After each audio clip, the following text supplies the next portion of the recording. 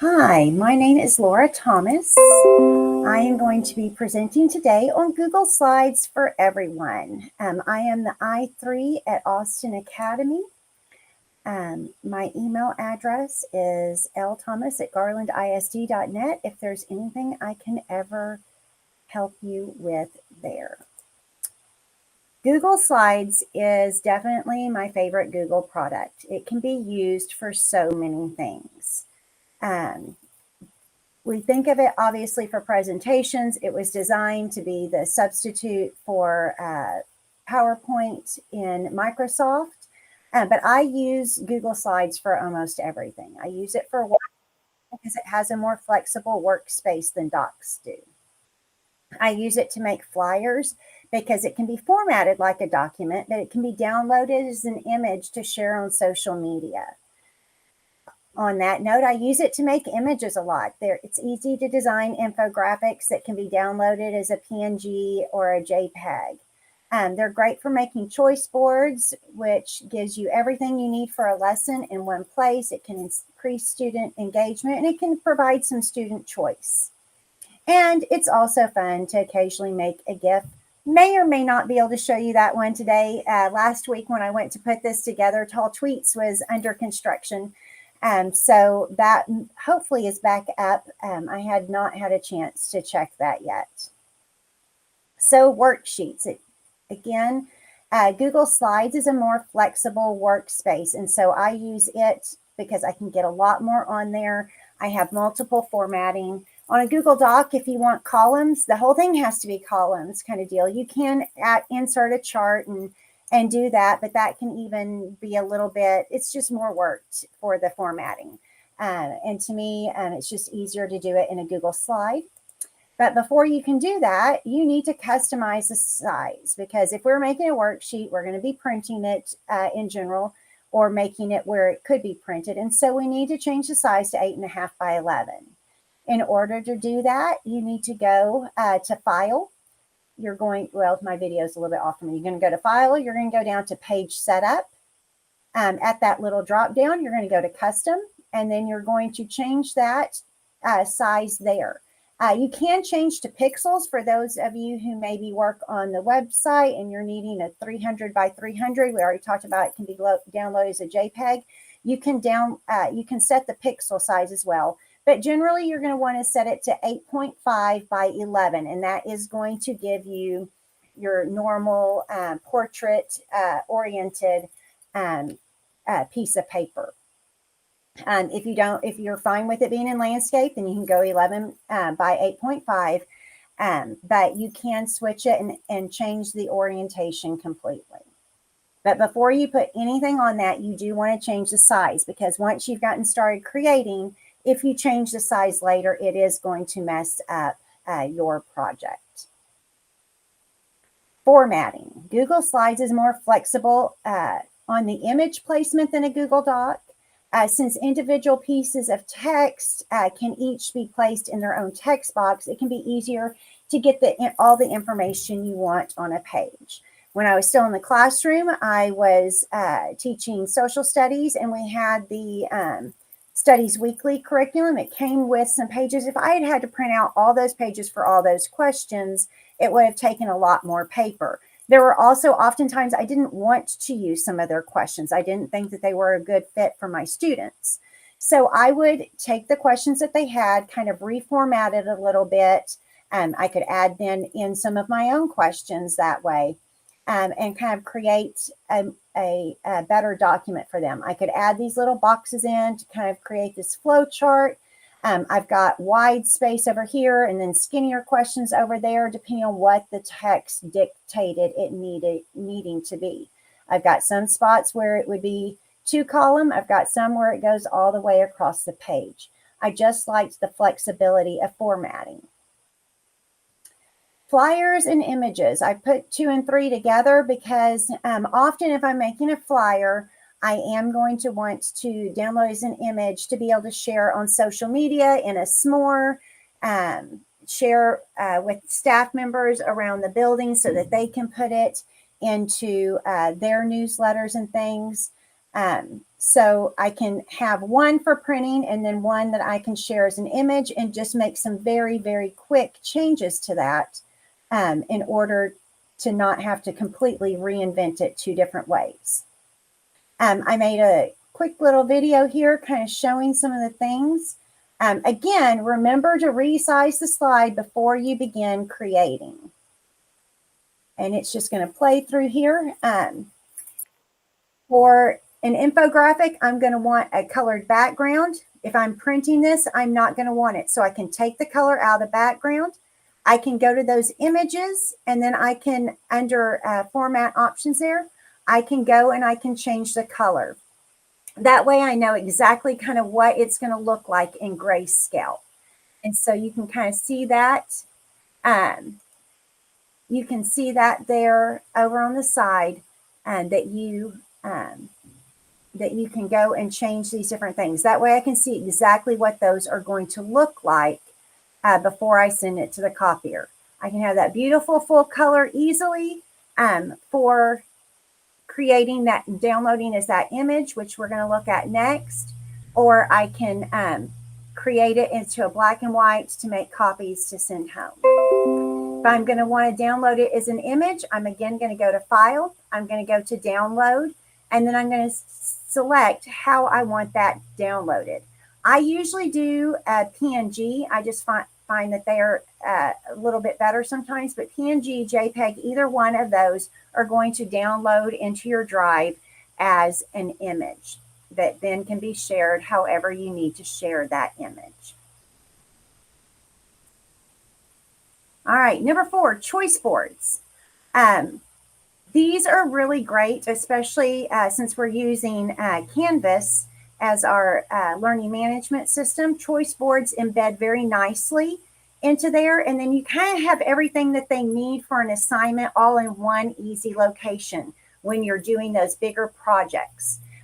You can have your rubric in your choice board. You can have actual choices, or it could be that we call it a choice board because that's the name it's been given, but there really are no choices. They're just the different parts of the project, excuse me, that they need.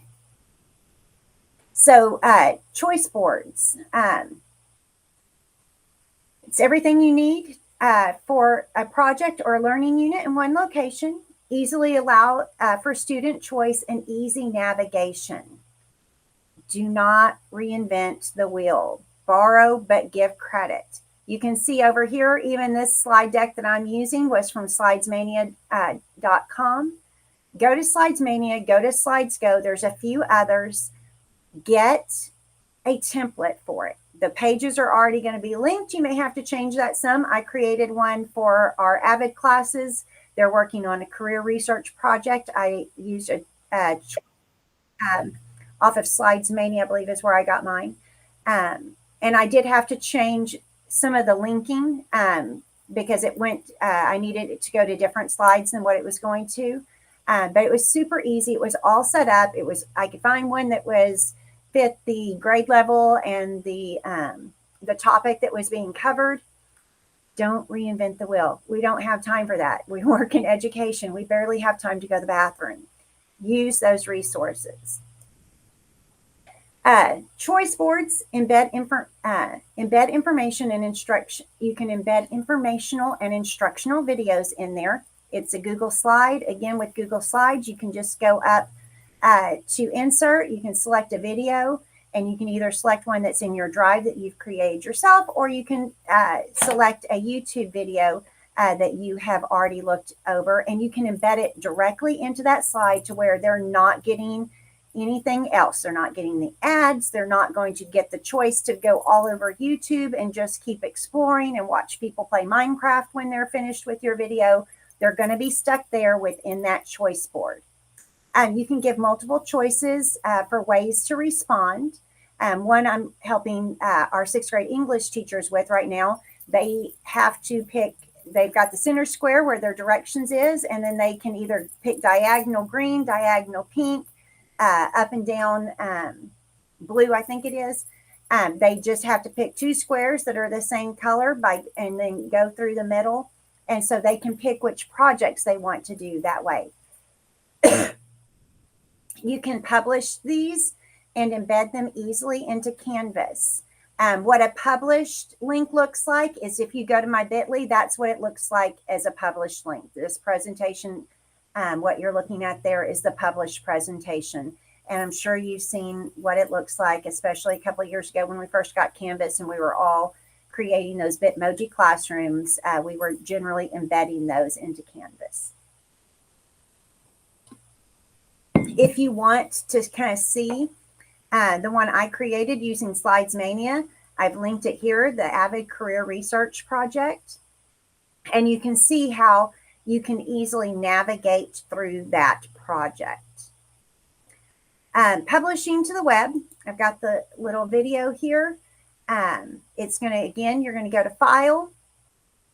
You're going to go down to Share, which is new. It used to be, there was just one, Publish to the Web, but you're now going to go File to Share. That's where you're going to find Publish to the Web. You can publish it, and the first one is your published link, which is, again, what that looks like is what, if you go to the bit.ly, what that's looking like there. And then the embed code is what you can use to embed it in various things. Canvas is obviously one thing that we all have in common, a place where we could embed that. I gave that embed code to my Avid teachers. They were able to embed all the details of the project into their Canvas course. I did go ahead and embed it into the library Canvas course as well, just so that they would have an extra place to go to find that. But it's very easy. Then it's all contained there in Canvas, and they've got that one quick place to go to get that. All right, gifts. This is the one I'm not sure is going to work for you today, but a lot of you have seen the gift signatures where it flashes through all of our badges rather than having everything lined up. Some of us like to earn badges more than others, but it will flash through. Mine flashes through just a Bitmoji of me holding a library book, several of my accreditations, my school mascot. There's just various things in that signature gift. And it can just be kind of fun. Sometimes I have created a few just for students, just to be fun. What you'll do on that is you're going to customize the size of your slide first. You do probably want to make it a little bit smaller. I know 3x4 was one recommendation that was made. That's a little bit big, really, for the signature. But you can make a small little slide so you kind of know what it looks like. You're going to create that one slide with all the information. So my first slide in mine for my signature, it has my contact, my name, my contact information, and it has that image over here. After I've got that first one made, I'm going to go up to slide, and I'm going to duplicate it as many times as I need. I'm going to create the one slide, I'm going to duplicate it. And then I'm going to click on that image and go up to the top and click Replace Images. That way they are all at the exact same spot in the exact same size. And that way, as it flashes through, you will be able, it will work like that gift kind of deal where you've got that, that motion going. Again, don't know if Tall Tweets is going. Y'all are not going to be able to see it if I do go there. Yep. It is still down. So sad, because that's my favorite one. I know that there are some ways to do this in Canva as well. You would want to get the Canva for Educator, which I believe is just canva.com/educator to go and sign up. You just have to sign up with your GISD credentials to see that. Additional resources, templates. Again, do not reinvent the wheel. There's no reason. There's so many cute templates out there, whether you're doing a slide presentation, you're creating a choice board, whatever you're doing with it, even if you are just creating an infographic. Feel free to go and use those resources. We've got some really great people really willing to share their talents with us. Go and use it. Just make sure you're giving them credit for their design. If you want to learn a little bit more about some of these things, these are two of my favorites, especially John. I really like his material. I like going He does a great job of teaching things, especially any of you who may be working toward your Google level 1 or level 2. He has a lot of great videos on YouTube that will really help with that. And linked here are some design tips. Fried Technology has shared with us some of their brand tips. And I've got that here. And then there is a website for Google font pairings, because a lot of times we want to know what is going to look good together. How do I mix up the fonts that can be aesthetically pleasing? So these Google font pairings will let you see what your text is going to look like paired up in 2 different ways. Thank you for watching this video. If you have any questions, I would love to help you. Let me know what I can do to help you utilize Google Slides better, or anything Google related, or Canva, or I'm willing to help you try and do anything. If you're needing another resource, reach out to me. I don't get on Twitter or X too terribly much, but feel free to follow me there. And I would love to be able to follow y'all so we can share some great learning and techniques there. That's LT in the library for my Twitter handle or X handle or whatever they call it these days. I want to give credit to the presentation slides to Slides Mania, and sample. There were some sample images. All I really did was the numbers from Upsplash. The fonts that were used are right there. And again, Slides Mania is a great place to go get free themes and templates for Google Slides or PowerPoint presentations. We don't have to reinvent the wheel.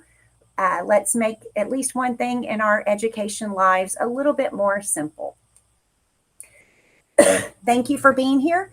Please reach out to me with anything that I can do to help. Have a great evening.